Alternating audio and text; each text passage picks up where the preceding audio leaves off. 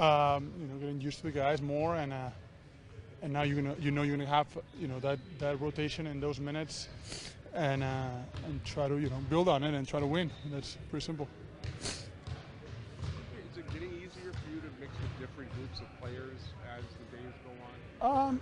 Yeah, and it's a work in progress. I mean, you take 2 steps forward, then you take 1 back, and then you just stay with it and be patient, and don't get frustrated, which could be easy at times. You just keep working through things, communicating, having that positive mindset, and continue to work. And it's simple. It's been about a month now. Okay. How about the whole concept of being traded, moving to a new country, new organization? Has that been smooth or I think now I'm more used to it now. Now at first it felt like, first maybe a week, 10 days, it felt like, real weird, kind of forcing things on my end, and now it, more settled in, and understanding, more where you at and the things you need to do, and just continue to work. And life, same thing, right? You're used to like living up here and oh being around. That's the hardest part, for any human being is being away from their family, but that's going to be solved by the end of the month. So that's the only hard thing that you have to put up with, but that's going to be solved by the end of the month. So all good things, all positives. It's just a matter of making things work on the floor and getting more and more acclimated and be the player that I am. What's been the biggest challenge to making things work on the court?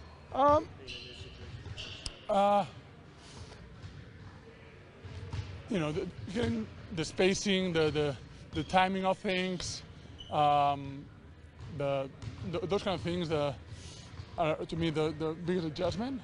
But that the only way you fix those is going through the practice, going through the games, going through the so-called struggles, knowing where you're going to get your opportunities, and when you get your opportunities, use them. So it's a fine line, and you just got to stick with it. Have you gotten used to? I mean, obviously it's a little different role. Sometimes starting, sometimes come off the bench. Yeah. I mean, I imagine that's been a bit of a transition too. If you started to get used to being used in different ways, as opposed to knowing I'm going to be in for a certain segment every game and kind of having that consistency. Yeah, but you understand the situation, and you deal with whatever is best for the team. So there's not going to be any complaints or negative vibes coming from me. It's all about what's best for the team, and need to figure out what we're going to do moving forward. Now I know that at least for the next 3 games, it's going to be consistent, and I'm going to try to be consistent as well. You should also ramp up your minutes. You're down to like 22 and a half, looking at 33 in Memphis. Yeah. That's got to be a little bit better to get more time on the floor in a game. Yeah, but it's regardless of the minute that you play, you still gotta, your energy level gotta be really high, and being really assertive and doing those things, and knowing that you're gonna have a bigger gap of minutes. Maybe you play with a little more patience and read things a little slower. But we'll see. I think it's just a matter of building and being patient with it. I mean, just knowing that he's there. It's on the floor. Just knowing that he's on the floor, and just still trying to get him into a rhythm. Really, that's about it. It's more about asking him and seeing what he needs to do, or how he could get adjusted. So much of his game is read and react and reading moments in games. Does that make it harder to adjust too quickly, or is it just basketball? I mean, it is just basketball, but I mean, are you asking me from Marc's standpoint, So or? from your standpoint, you're playing with a center who's very much a read and react guy, trying to anticipate what might happen. Does that make it easier for you to make? Oh, I mean, it makes it easier. Having a guy like that on the floor, like I said before, able to pass, react consistently, and seeing what the defense is going to do before it happens, and I mean that can only help you. You don't get to see LeBron too often. Obviously, you have that finals history. Do you look forward to those matchups since you don't get to play him too often? I mean, yeah. I mean, it's another great player on the floor, Hall of Fame player, And that's who you want to compete against. This is why you come to the NBA, to play at a high level, play against great players. Are you surprised by how the Lakers season is going?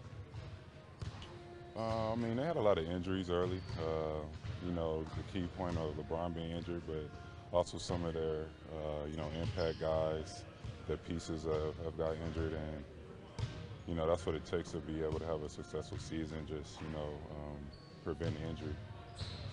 Nick's always telling us that he's quite happy with where your health is, given your 60 games in.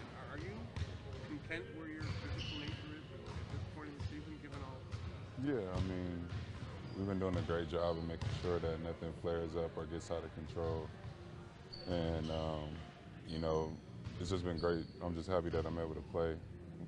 Said this before, I played only 9 games last year, so able to get up to the games that I play now is amazing. And, I feel good, and we have something to look forward to. Is it a constant battle to keep from anything from flaring up? Like, you're mindful of it pretty much every day?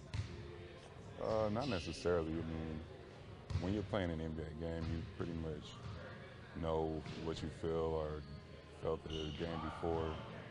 But, I guess it's just second nature now, just being in the NBA for how many years I have played. That's right. No more losing sleep over that, Doug. Yeah, I bet you lost a lot of sleep over it. A little bit. What does it allow you to do now with Marc, knowing you're going to have to ride him a little bit harder in the next 3 games? Well, I think maybe he needs it, right? I think maybe he needs some of this extended run here just to kind of get unleashed a little bit, maybe. And again, he's making a lot of good decisions. He's getting to a lot of good spots. He's not finishing a lot of things that we think maybe, that he think he can finish, even the 3-ball or the good post moves. He's making them fairly easy, and a lot of them aren't going in. So maybe we can kind of get him a little bit more rhythm and a little bit more volume of attempts, and again, play through him a little bit more. It doesn't make you awful thin, though, in that spot. It does. So you go G into that, or was Pascal? Yeah, I'm going to give Chris a shot too, right? I think Chris is excited to see what he can do out there, and I think we can hopefully find the matchup. But we'll probably use Pascal at the 5 a little bit as well. I imagine you've had a chance to speak with Serge since the game on Monday. Yes. What was sort of the message to? Well, listen, it's not great, right, that this happens, and obviously it's not great, the ramifications of the punishment, and it's not great even from the big picture. It's something that he's done really well this year, I thought, emotionally, just in general, right? Like he's just had a great season, right? And he's been a good teammate and all that stuff. So it's a little bit, a little bit of a bummer, right, from that standpoint, that he's got to go through it, and we've got to go through it. It's just another little thing that we've got to handle, right, and move on from it and learn from it if we can, and look at the positives, right? We've already mentioned one. Marc gets a little more run and a little more rhythm, and Serge gets a little rest, right? So, there is some very, very slim silver linings there to look at, but we got to take them, and that's the way we got to view it, and we got to go play. Obviously, it's the 3rd straight year that he's had an incident like this. Do you even need to say anything to him, or is it just the case he knows and it doesn't? Well, I don't think you're. I think those things happen in such weird fashion, right, Eric? I think that. It isn't like if you say, well, geez, I told him before the game not to do that, or so, that's not, it's not, I don't think that's not really the way it works. So it's like, again, I just gotta try to keep an eye on it. I always look at, with everything, like what was my role in that, or could I have done something different? And, I called that play. Right, and I'm wishing I wouldn't have called that play at that point. It was 1 second to go. We could have probably just thrown it in and eaten it, but that's just not our style, right? We just don't do it that way. And I guess there was a few, things going on earlier in the game with those guys. I don't know, you just got to be hyper vigilant to do all you can do to help, and that's all we can all do. Does the league let him practice when you're suspended, or how does it work? Yeah. Did he address the team at all, or is that not necessary? No, not yet. He hasn't. We just had one day here. You know, we had a day off yesterday, and we were waiting for the kind of results of that. And we sat a lot of guys out today. Most of the vets took it easy today anyway. So I don't think. I mean, listen. Our guys are. The message I sent to our guys was let's stick behind him, you know, and show him some love, and you know he's an important part of our team. Any further takeaway from the Cleveland game, or is it just something you know you didn't play well and you punt? Yeah, I mean, I don't know. I mean, looking back in hindsight, you know, if I could go back, and this is really easy to do, right? Is I probably would have tried to rest some of the vets and gone with some young guys. Maybe that would have supplied the energy we needed off that road trip and that circumstance. But that's in the rearview mirror, and all I can do is try to put that thought in my hip pocket if I get to that situation again. The way that the team played all year, were you guilty of waiting for a comeback? Okay, we're going to juice it up here. Well, yeah, a little bit. But I guess I thought we kind of had managed the game okay to half, right? Only down 4, I think. And I just thought, okay, maybe, you know, we hadn't really pressed up into them and guarded them yet, and I thought we would. And again, probably a little bit over zealous maybe from the night before, thinking we'll put our foot on the gas, start making a bunch of shots, and start turning them over and moving the ball, and we just never could really get pressed up into them and get them under control of the ball, or you know, seemed like we were just 3 or 4 feet. We were guarding them, but we just weren't close enough to make them miss, and we just kept hoping they were going to miss, and we hoped ourselves right into a bad outcome. Have you seen much defensive slippage in the last 10 days? Not at all, no, man. I think, in fact, the opposite. I think our defense has been. I mean, throw that game out, I think our defense has been really good. We've really, you know, talked to you guys a lot about shoring up game plan things and things like that, and you know, we tweaked some things in Miami, and those things really stood out as working. You know, we were trying to disrupt a bunch of different things that they love to do, and we took them all off the board. And that's kind of what we're talking about this time of year. And again, I thought we blitzed Wade, we blitzed Dragic, we pressed up on Winslow, we took away Dragic's long throw ahead, get back plays. You know, there was a lot of stuff we had going on there, and we just kind of executed that, you know, well. And I thought against Houston at home, we executed the game plan really well, you know, on Harden and on Gordon and, you know, a lot of things. So, and that's my focus right now, is can we execute some different things if we need to use them. A guy like OG's been playing so well defensively in the last 10 or 12 days. What kind of tool is he to have in the toolbox? Well, he's good. You know, I think Doug, it's really encouraging again that he's again minimizing some of these like non-productive games, right? And just being a you know, solid. I think like for all those guys, you know, I would throw like most of those second unit guys in there, Jeremy Norm, OG, Patrick McCaw. What can they give us defensively first and foremost? And then what can they limit mistake-wise offensively, right? And that's where we're getting, and that's what OG's done. To answer your question, he's been, you know, pretty out of the way, mistake-free, made a few shots, made a few cuts, gotten on the glass. Patrick McCaw the same, right? I kind of like the decisions that Jeremy's made. He just hasn't made enough of the shots.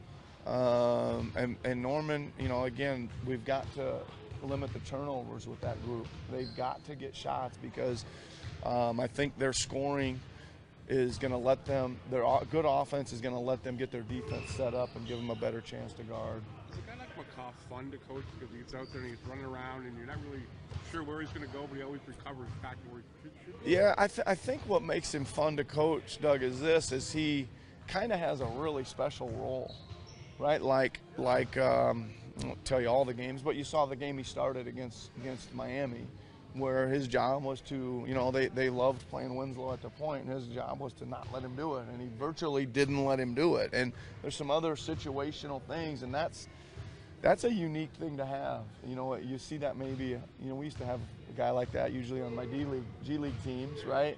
That's all they did was go disrupt defensively, or maybe college teams have those guys. You don't see like that guy as much in the NBA. You see it some, and it's nice because I think I see scenarios in different games where that guy can go, and what makes him versatile enough is he can chase some little guy around because of his speed and length, and he can also guard somebody as big as Winslow because he's like 6'6", you know. Yeah, it's such a big, like no one thinks of him as a big guy, but he does have that skill to guard wing. Yeah, he's long. He's long and fast, man. How the ankles doing, Kyle and Danny? Not great, but should be okay for tomorrow. I think there's a number of guys with some niggling injuries, and but I don't think anything to keep anybody out. But we'll see for sure tomorrow. How's Fred doing? It looks like he's good. Gotten a smaller brace on it. Yeah, he's good. He's getting really close. I don't know. Hopefully, in this next maybe 3-game stretch, we'll see him. He's out there practicing today. I mean, it wasn't a real contact practice today, but he did everything with the team, and he's looking good. Month past adding all the. Hey Tim, where'd you come in? Sneak in from? Back door. One thing that obviously this is Yep. Mark, Pat, going to get Fred back soon. Do you have a sense yet of what you want this group to look like next month, or are you still trying to sort that No, out? I mean, I think both yes and no is the answer. I think we've shown some great flashes. The biggest thing I think, Tim, is I think our guys' sense of who they are is elevated, right? In general, which I think that's a huge thing to be able to say. Have Mark and Jeremy played as well as they've wanted to personally? Probably not, right? And they're still learning a little bit. But I still, I think that the ability's there, and the time will kind of heal that a little bit. I'm looking forward to these next 3 games with Mark logging, 35 minutes. I think that'll help him. And Jeremy's good. He's still trying to figure out exactly what we want. He's been a little up and down. He's had, he had a really good game in New Orleans. He made a really big shot in Miami. He's had his struggles as well, but again, he's a talent that can get a bucket here and there for us in the second unit that we'll need. When you say elevated, I just think that we think we're better. Yep. I just think we think we're better, and we got a sense of a little bit more confidence and swagger about who we are, and about our versatility and a couple other things.